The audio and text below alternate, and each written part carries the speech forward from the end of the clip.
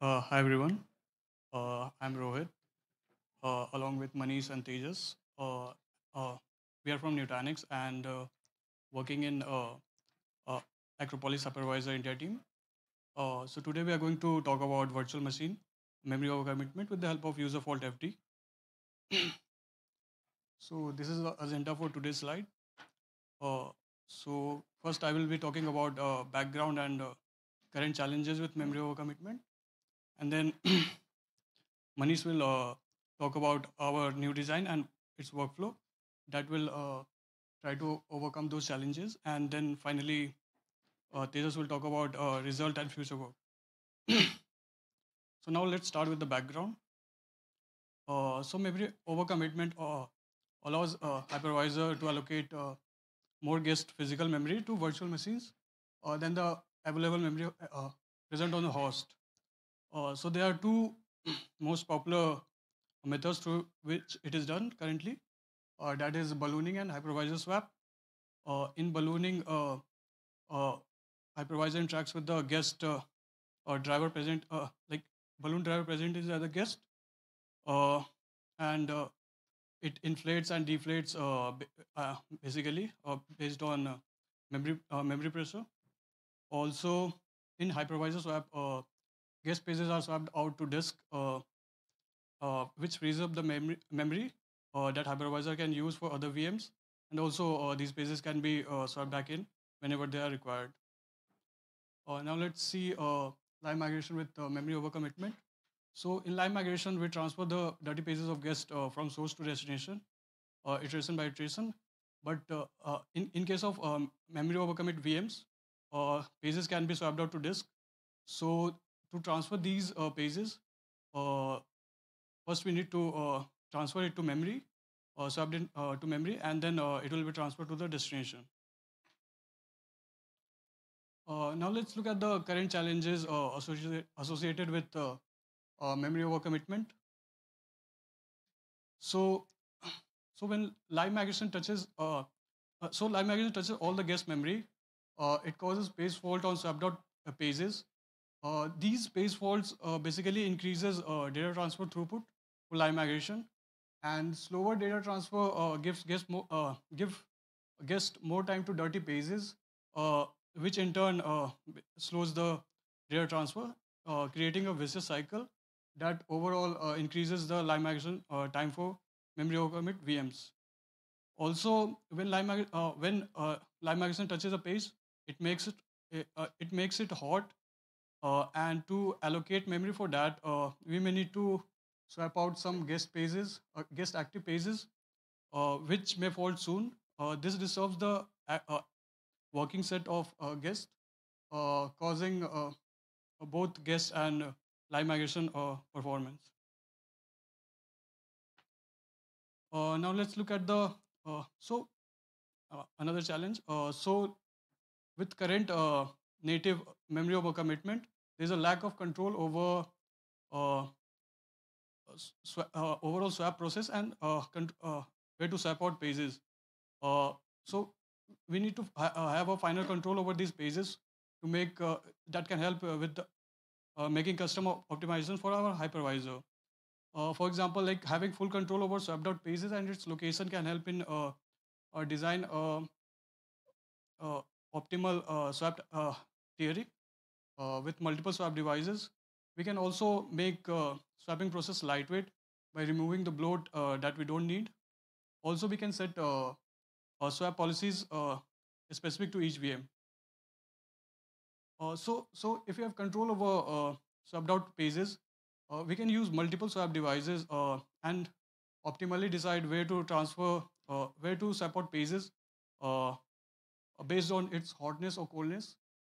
Since faster devices are expensive and offers limited capacity, so we can transfer the warm pages to faster devices like NVMe SSDs, and transfer the less warm pages to slower devices like SATA SSDs or hard disk drive. Now Manish will talk about our new design and its workflow that tries to overcome these challenges. Thanks, Rohit, and hi everyone.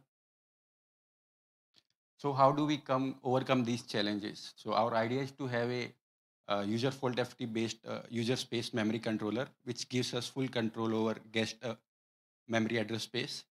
And now, what is UserfaultFD? UserfaultFD is a Linux kernel feature which allows handling page faults at user space. And these page fault events are posted by kernel over AFD. Uh, UserfaultFD allows handling page fault events for both page missing case as well as page write protection.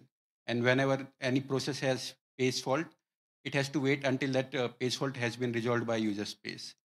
And one thing to note down is that also for guest, we support async page fault so that impact of page faults is reduced. And one thing to note down is that user fault FD provides control only over page fault path.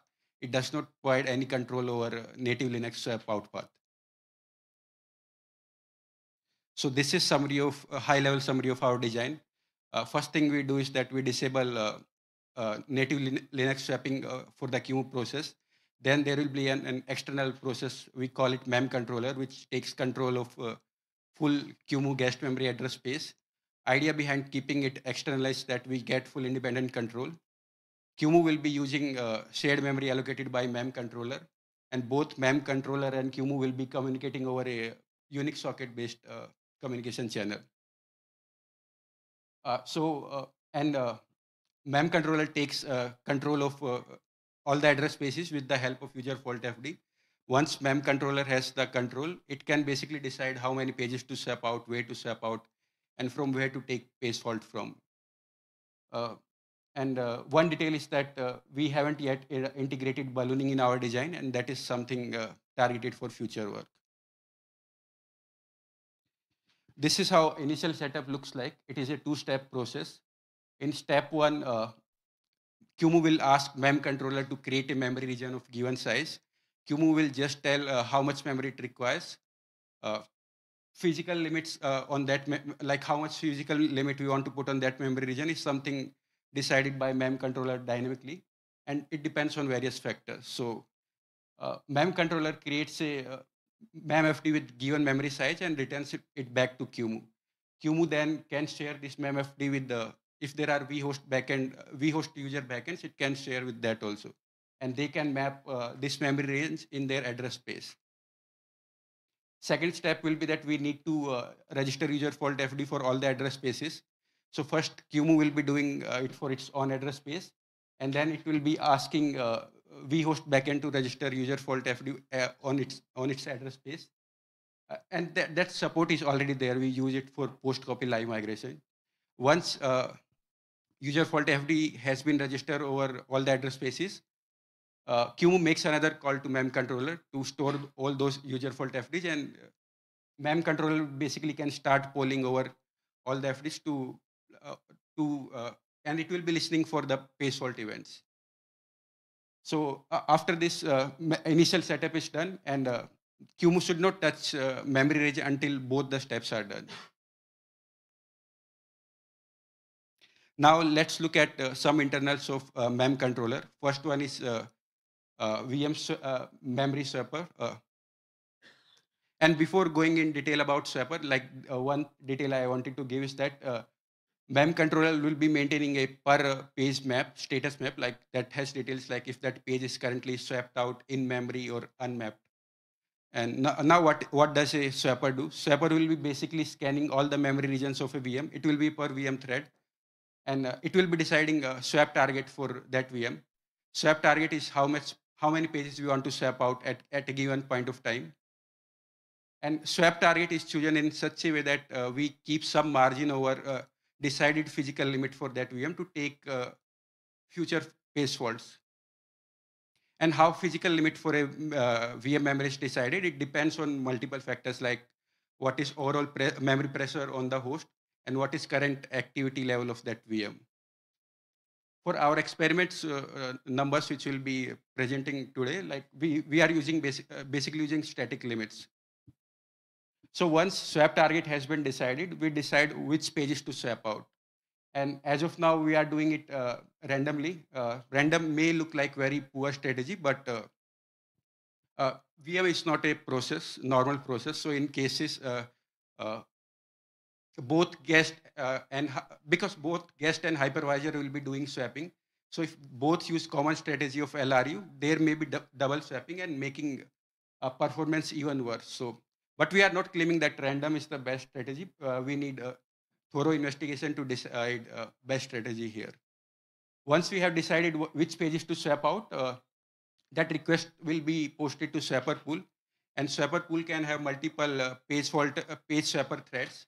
uh, Usually, we don't need multiple threads because usually swap backends are the bottleneck, not the CPU. But in some cases where we have multiple swap backends and we want to parallelly utilize all the backends, it can be useful.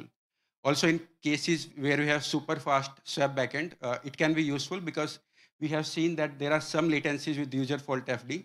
So to overcome those things, we parallel swapper threads may help. Now, how a single swap out operation looks like. Like first thing we do is that we mark that page as swapping out in progress so that no one can parallelly update status of that page. Then we write protect that page with the help of user fault FD so that while we are in Windows swapping out that page, guest cannot write on that page or modify content of that page.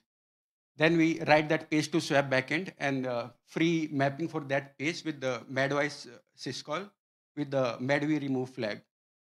And at end, we again unprotect the page. So with this, swap out operation is done, and we can basically mark that page as swapped out.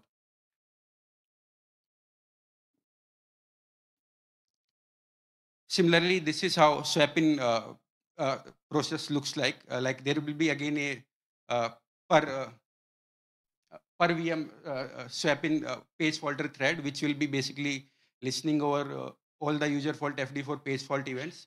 And if there is any page fault event, it will be again posted to faulter pool, which can have multiple faulter threads as per the requirement.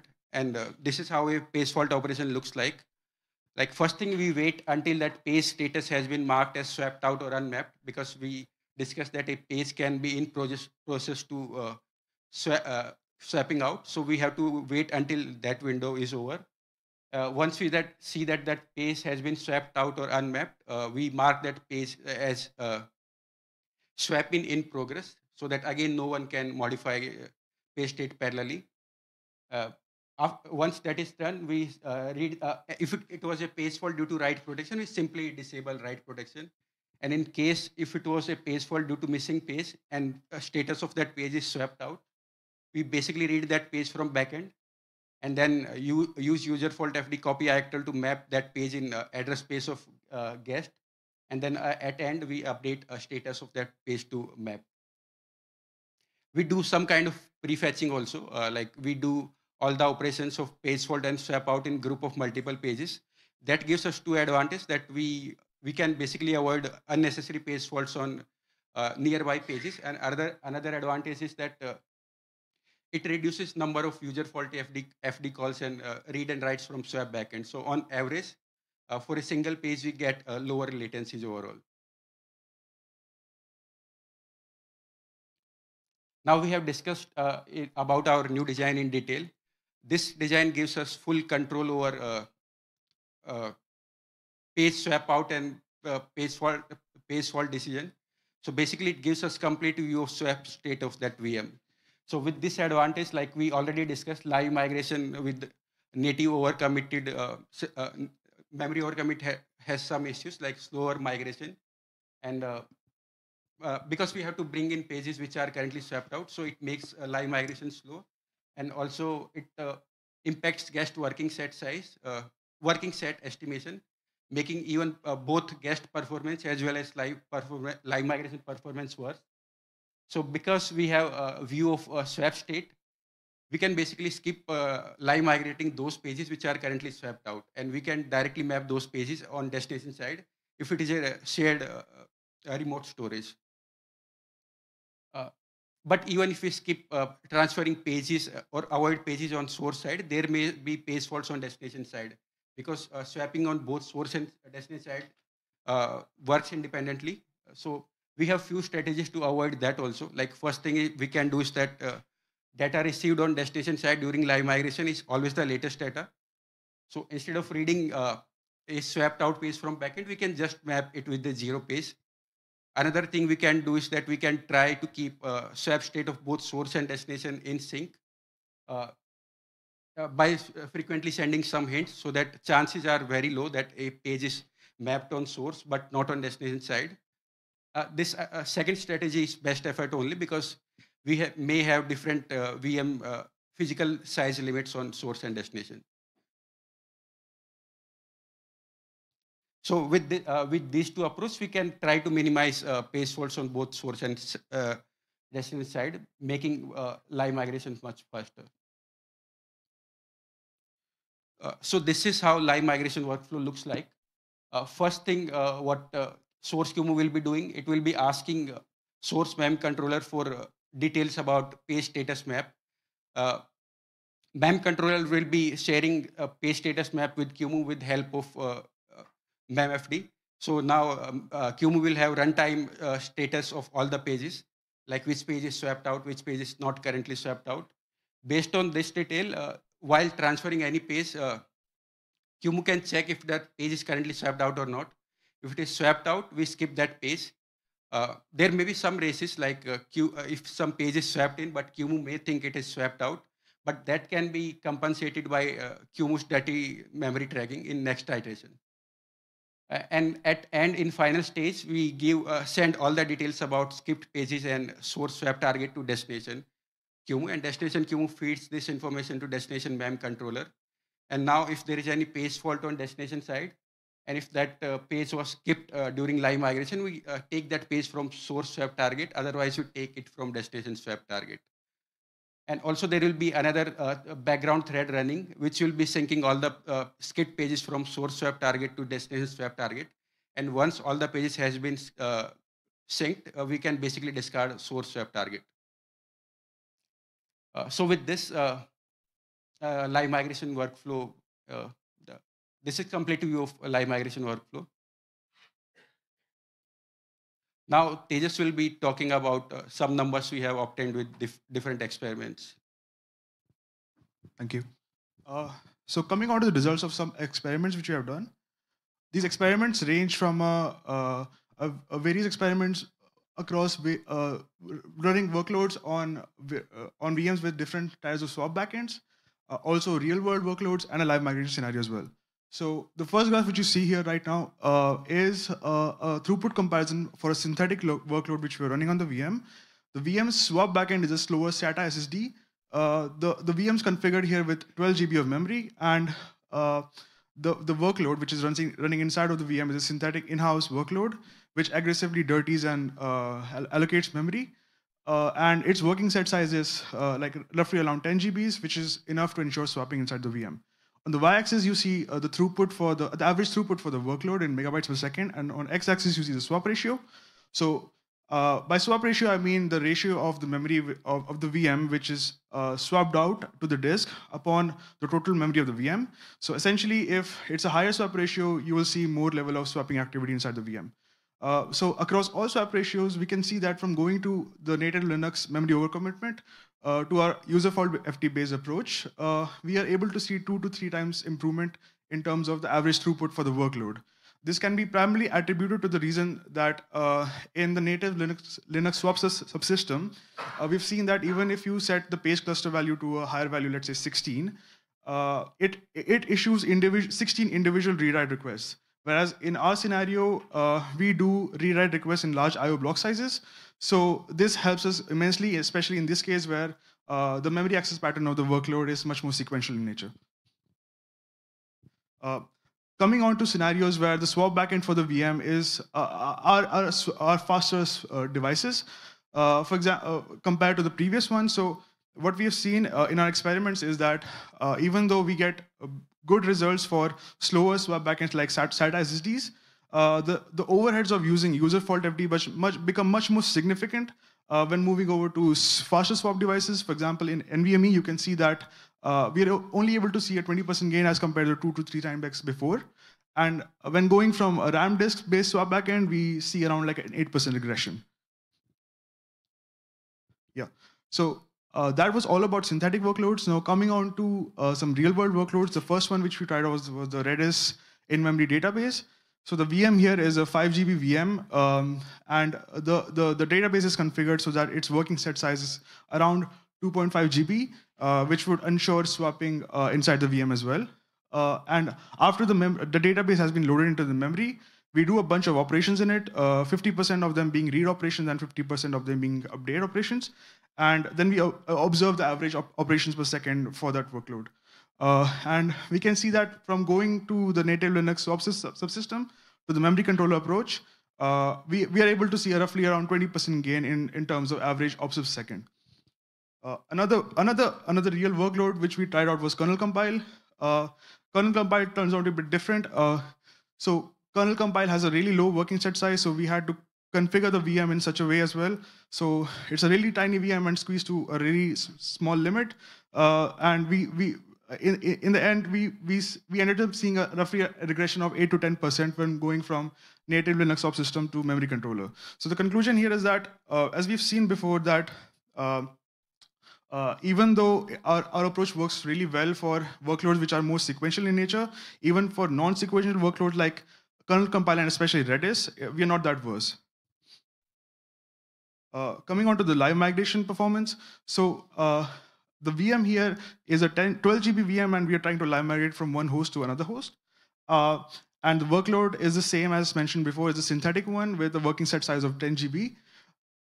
So as my colleague mentioned before, that we end up skipping, we have the control of the swapped out pages, so we can just decide to skip instead of transferring them over to destination, which helps us save a lot of time in terms of time to migrate. For example, in the first graph, you can see that the time to migrate reduces by around like 4.5 times when going from native Linux memory overcommitment to memory controller approach.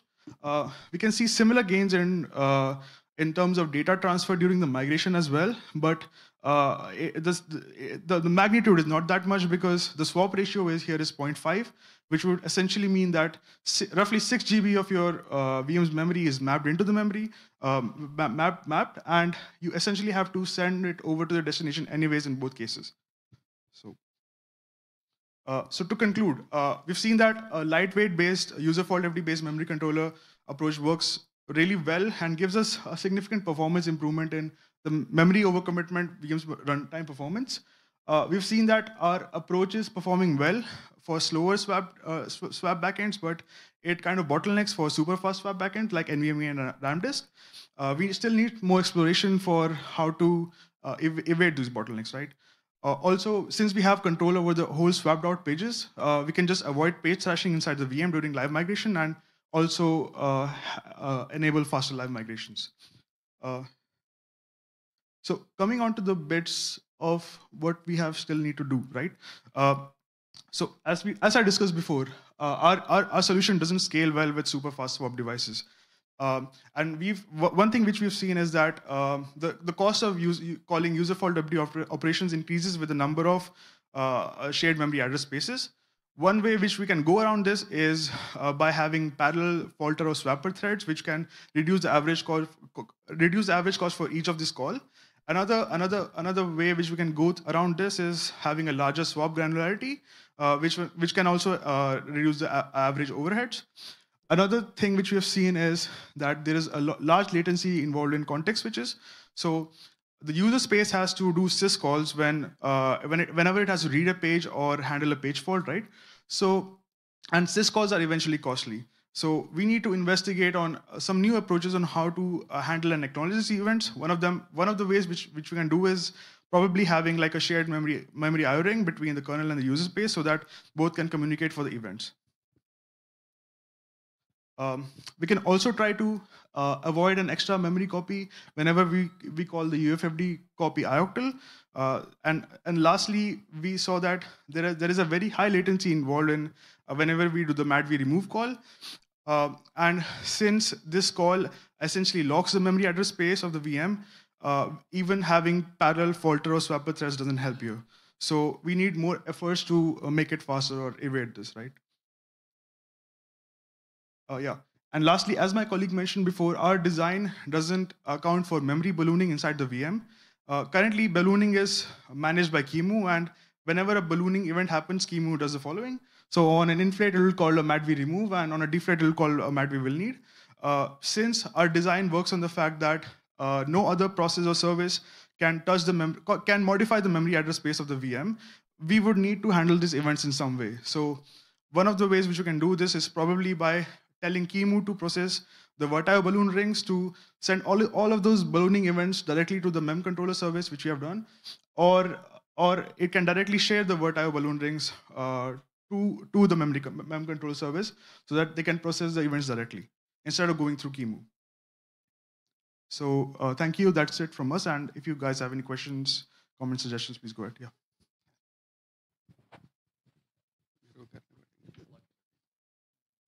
Okay, I don't have that much time. We have like a minute left. But I'm a little bit concerned with M&V remove. Like, I think that can succeed even if there's a pin still on the page, like if the ref count is still raised. So something might still be using it. So that's a little bit concerning to me. I'm curious what you think about that, but I have a couple more questions.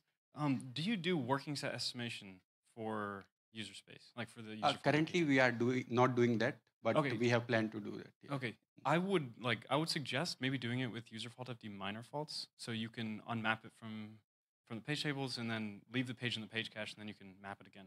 Sure. Yeah, I think that would be pretty cool. And also, Google avoids the swap out thing, it avoids sending the swapped out events.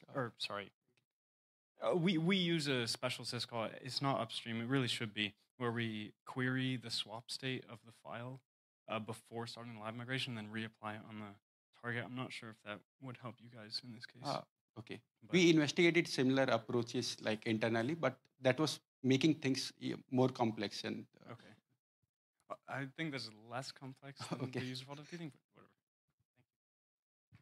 So one comment. I think you mentioned that you're swapping in pages with a UFFD copy, and that sounds like a big overhead. There is a way to achieve it without, with a zero copy. Like you can actually copy when you're reading data from the disk. Mm-hmm. You can pretty much put it in memory and then like resolve with zero copy. Okay. I think you use UFFD continue to circumvent that. And another question is like for the policy, you are using random. Like, do you have any plans how to, because random, okay, fine if you're trashing. Mm-hmm. But trashing in the cloud is a very bad idea. So most of the time what you want to do is find what is cold, because there's a lot of cold memory. So that's what you want to focus on, right? Yeah. So do you have any plans of how to identify the cold memory? Like we mentioned, we currently don't have any user space VM memory activity tracker. So once we have that, we can definitely track which pages are cold and which are not. But like I already mentioned, guest can have guest level swapping also. So LRU still may not be the best policy for guest but specifically. Like cold is cold, right? Like if it's not touched by like 10 minutes, like there's no LRU, right? Yeah, but assume a page was detected cold by a guest also, and it has swapped out that page, and it brought a active page there, and now hypervisor level, we think that it is a cold page, and it can again swap out. So that kind of double swapping issues can happen. Yeah, I mean that's slightly different, but okay. So one more question. You didn't mention the page size. You're working with 4 kilobytes, 2 megabytes? For our experiments, we found that a page group size of 4 pages works best for most of the cases. So 4 pages, 16 KB. Okay. And do you have maybe some numbers for the overhead? Like how much overhead did you get with the, doing everything user space? Like, reading a page, whatever, 70, 80 microseconds, like how much do you add on top of that? Like you are asking about UserfaultFD latency or swap backend read? Yeah, like, to go to user space to do like some logic to pick a random page, whatever, like how long does that, or like, just processing the UserfaultFD instead of doing it in kernel. Do you have some maybe numbers, like how many microseconds? Those were in magnitude of thousands of microseconds. In that range, it will be. Cost of UserfaultFD, individual operations were in that range. Yeah. Okay. So that's why we were bottlenecking around a throughput of 600, 700 Mbps. So if backend is faster than that, we were bottlenecking. So it's like you're saying 1,000 microsecond, but that includes also the IO path. Not IO path. Just the overhead that you're adding, or I'm talking about individual calls. Like there are multiple calls in a swap out path. Now you have to write protect it. You have to madwise remove. So each one of those were in that magnitude. because it's from kernel, like the whole thing takes like 20 microseconds or like even less. So, and then if you're doing it in user space with 1,000, how does it like your result look so good? Thousands of nanoseconds, not microseconds. Okay. Okay. I think we're pretty much out of time, so I'll take 10 seconds. The first is squeezing VMs as hard as you were squeezing them cause a big performance difference compared to non-swap. The swap performance needs to be almost indistinguishable from non-swap in order to have customers actually adopt this. You can already see whether pages are swapped or not from the proc PID page map file. You don't need a whole bunch of user space additional tracking. You can use that page map to drive your first pre-copy cycle. Okay. And I forgot what my third point was. You can almost certainly develop some mechanism to copy across the swap data to destination droplet, and some general aging out process is useful in the kernel independent of VMs or user space applications, like have multiple swap tiers that the kernel can implement for everyone. Yeah. So like we mentioned, there are multiple advantages. One is live migration. Other can be like with native Linux system, we are observing very low swap throughput. So that is something also we wanted to optimize. So that's why we wanted to take control in our hands with UserfaultFD. But I agree with your point. Okay, we are out of time, so thank you.